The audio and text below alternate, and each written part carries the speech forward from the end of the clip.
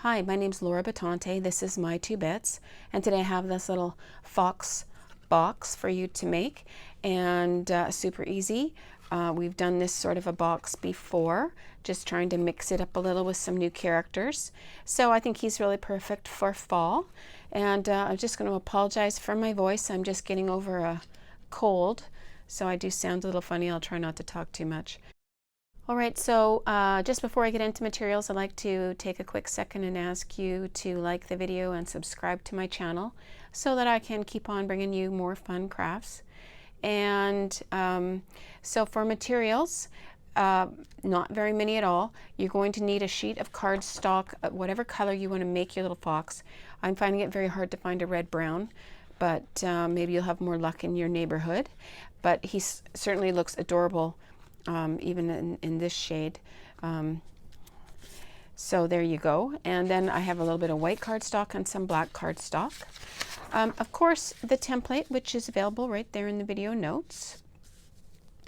I also have my scissors. I used a regular size hole punch for his eyes. And I have some paper clips for holding my template on. My glue stick. And this is double-sided tape. I always have my handy dandy X-Acto knife just in case. I have a white gel pen to put the highlight on the nose. You don't have to do that.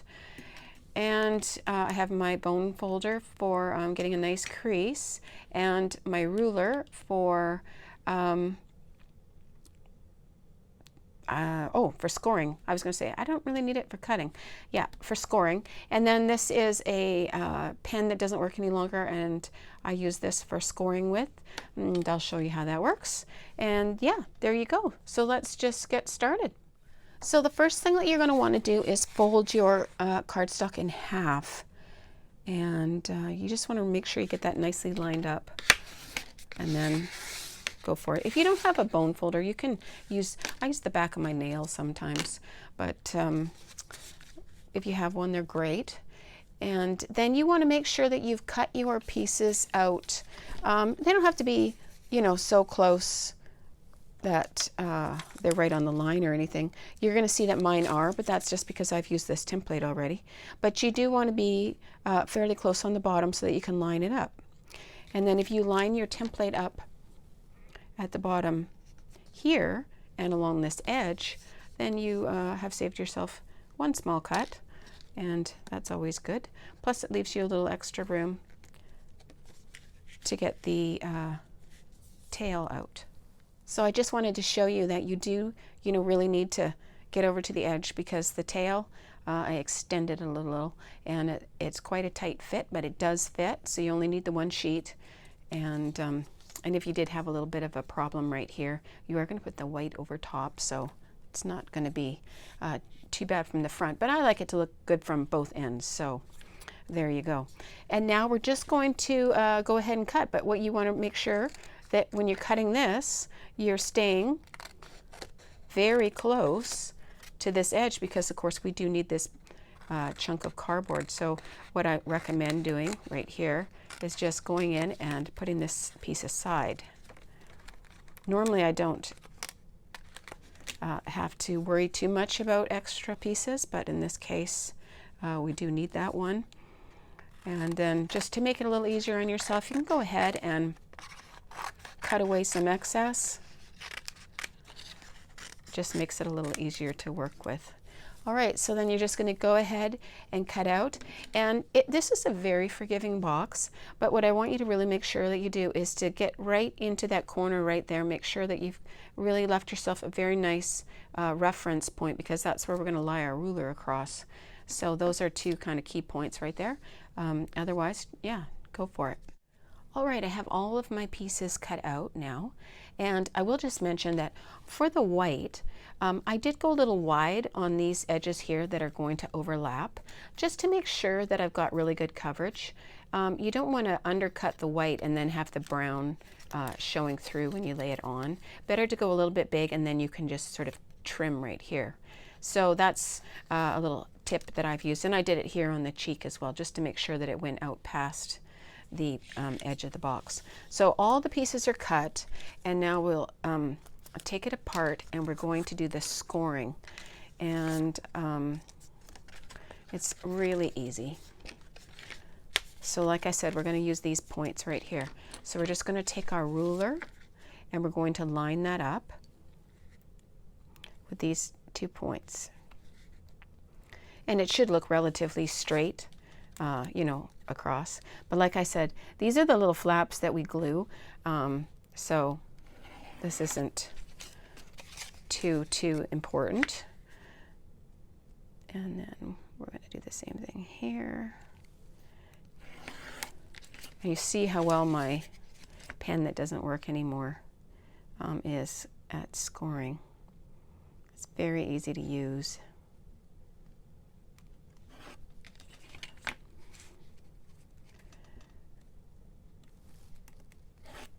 All right, and that's all there is to it.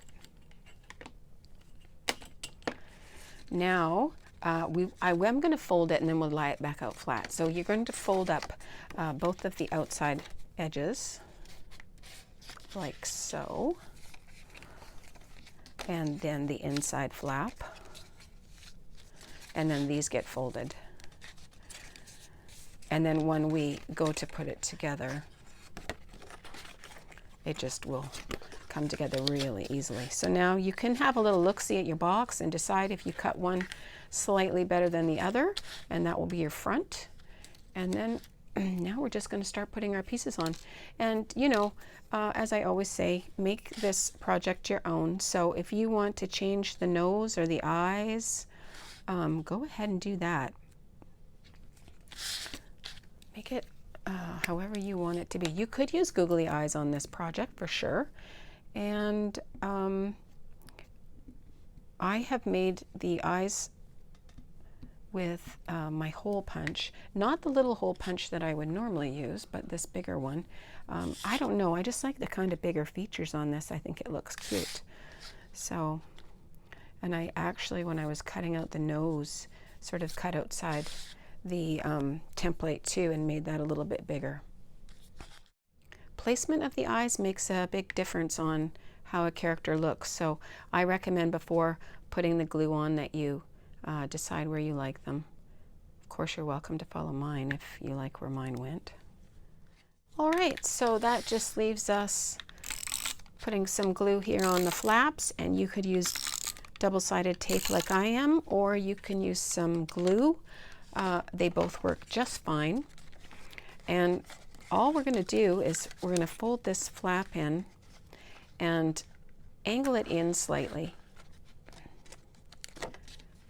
on both sides. I like to do one side at a time and then the other.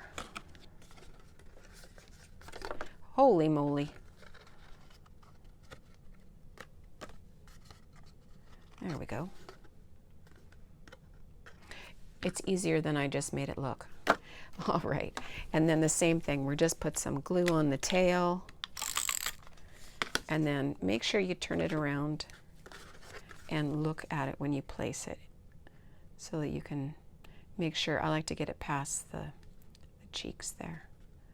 There you go. And you know, you don't have to put the tail on. It's such a feature of the fox that I like to add it. And this is a surprisingly large box. You can put quite a bit of stuff in there. You can definitely put gift cards in and candy and small toys, so it's actually super versatile.